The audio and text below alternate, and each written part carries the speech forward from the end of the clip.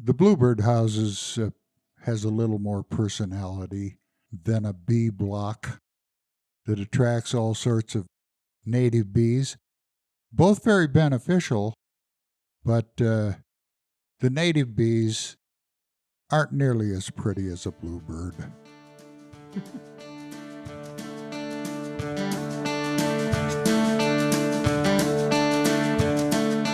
Hello and welcome to Notes from the Beeyard.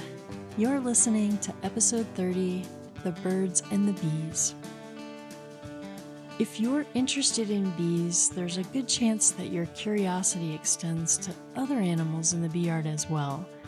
Today's episode is about birds, and it's about the patterns, the sights, the sounds produced by the natural world that surrounds you. My name is Laura Tyler. I'm your producer and host. This is episode 30, The Birds and the Bees, written by Tom Theobald in 1991 and read by Tom in 2021.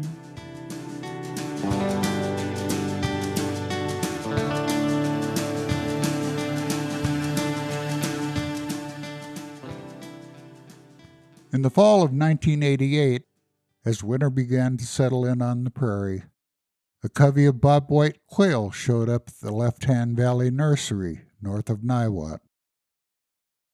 These quail aren't native to this part of the country, and their appearance was a surprise to all of us.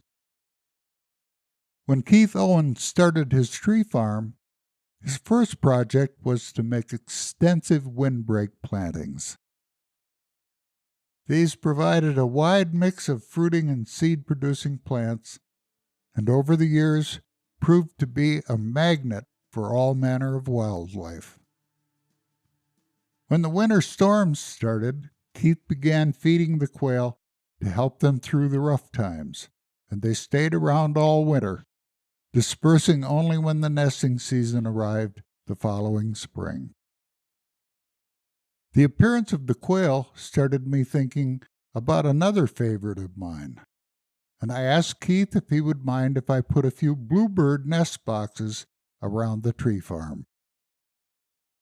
My friend John Stabelar, owner of Distinctive Woodworking, offered me some shop space, and I set about that winter making a few bluebird houses to put out in the spring.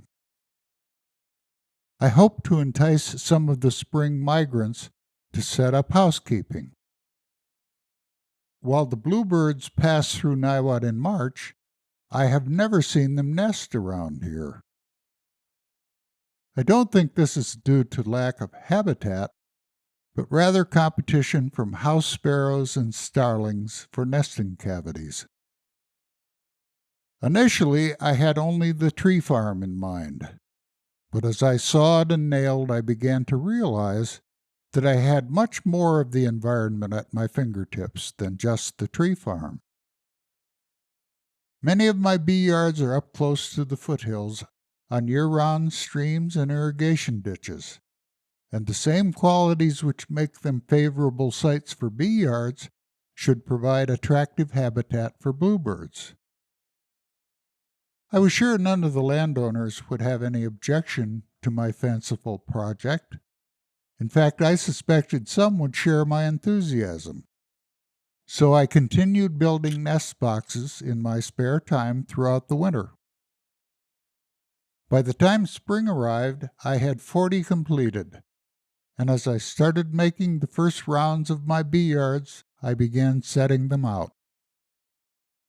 Later that summer, I began doing some reading about bluebirds and soon discovered that there was nothing original about my idea.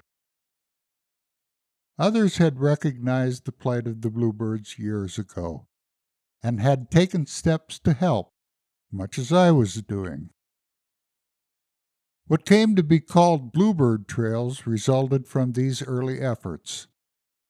My own project probably doesn't even merit the name trail, since it is by no means continuous, but it does cover about 20 miles of the prairie ecosystem along the foothills, from 4 Mile Creek on the south to the Little Thompson River on the north. Others have done far more. In 1959, a doctor and his wife started a bluebird trail in Brandon, Manitoba, as a boys' club project. From a modest beginning, with boys building and setting out houses along the roadside, the project has grown enormously. As others joined in, the network of trails and side trails expanded to 2,500 miles, stretching from Winnipeg, Manitoba on the east to Saskatoon, Saskatchewan on the west. Estimates are that more than 5,000 bluebirds and 10,000 tree swallows are fledged along this trail system each season. The first year my boxes were out, not a single bird of any kind nested in them. It was a little discouraging, but it didn't really surprise me, since I found that houses built with new wood usually have to weather for a year or two before the birds will use them. Last year, several had nesting house wrens.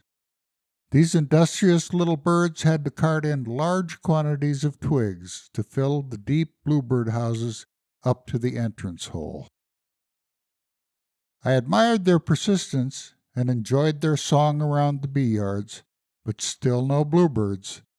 And this year, the next 6 weeks will tell the tale. A bluebird trail would be an excellent project for a 4-H group, Cub Scouts, Boy Scouts, Girl Scouts, even for a retired farmer or rancher who finds they are spending more time inside than they want to. The nest boxes are relatively inexpensive and easy to build with simple tools. There are a number of books written on the subject, and the Wild Bird Center in Boulder is a good place to get information and see a variety of bluebird houses. As I start out on the rounds of my bee yards this spring, I have one more thing to look forward to. While my small trail hasn't been a smashing success yet, the day will come when I pull into a bee yard and see a flash of blue at one of the nest boxes. In that one moment, all my efforts will be rewarded.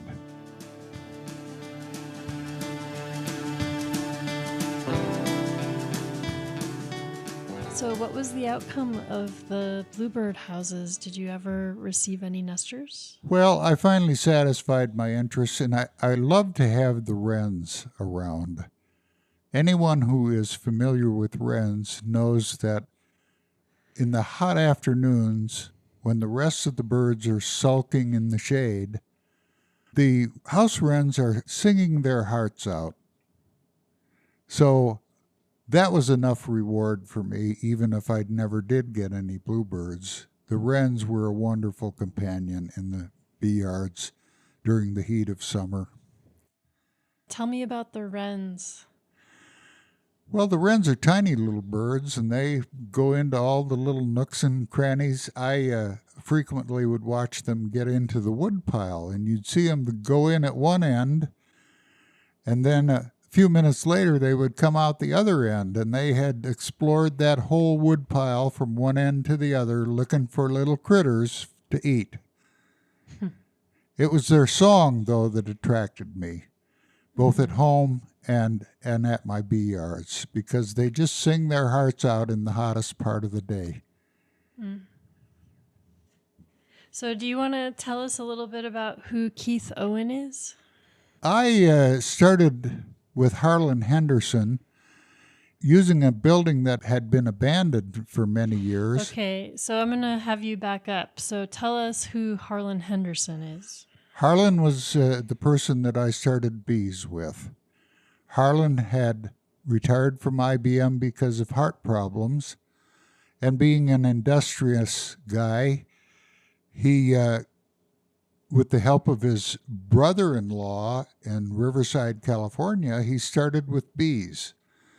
And he saw this abandoned building and approached the realtor that had it for sale and made an arrangement at a modest cost to use it. And then about 3 years later, I showed up. Harlan and I worked together for 2 or 3 years, after which time the property was purchased by Keith Owen. And Keith's intention was to start a tree farm. But Keith was such a generous guy that he allowed us to stay in this small building. And I'm still there after all these years, and Keith is still there too. He's just been a wonderful benefactor, and he's become a good friend as well. Yeah, so it sounds like the tree farm is the location of your honey house. Is that correct? Correct, yes. Yeah. So would you paint a picture for us of what the tree farm looked like when you first started there and what it looks like now? Well, the tree farm was 35 acres of trees. Keith has added another 35 acres. And in the spring, it was a beautiful abundance of bloom of all different kinds from the trees that were being raised. Some of them fruit trees, all different kinds of blooming trees. I didn't realize what a wonderful asset it was until the tree farm came to an end.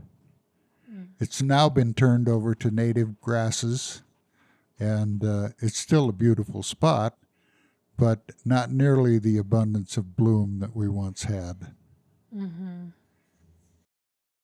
And then this idea of the Bluebird Trail, trying to remember.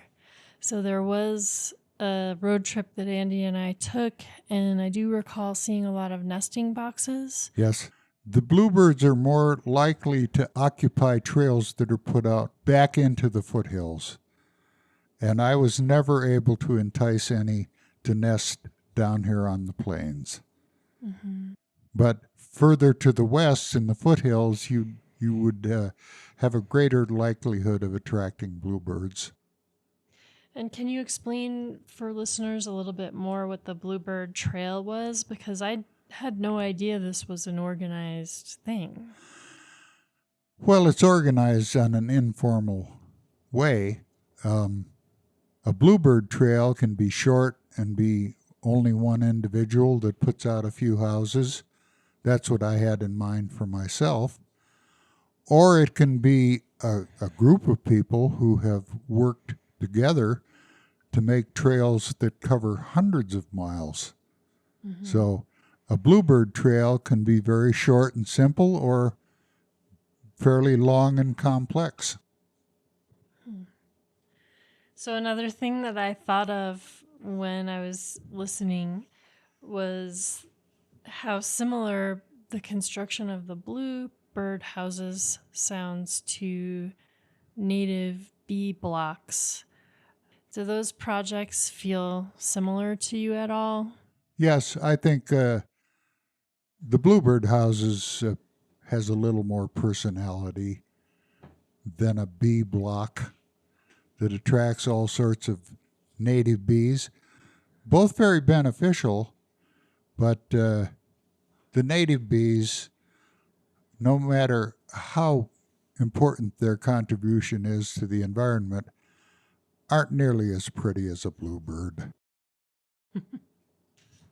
I don't know, debatable maybe. Well, it's debatable, and I would certainly welcome a conversation with a native bee person, but my choice would be the drama of the bluebirds. Yeah, and tell me about the drama of the bluebirds. Well, they're just so beautiful. They really are. They're just gorgeous, and they are crystalline bluebird. They really stand out against the rest of the environment. They just sparkle.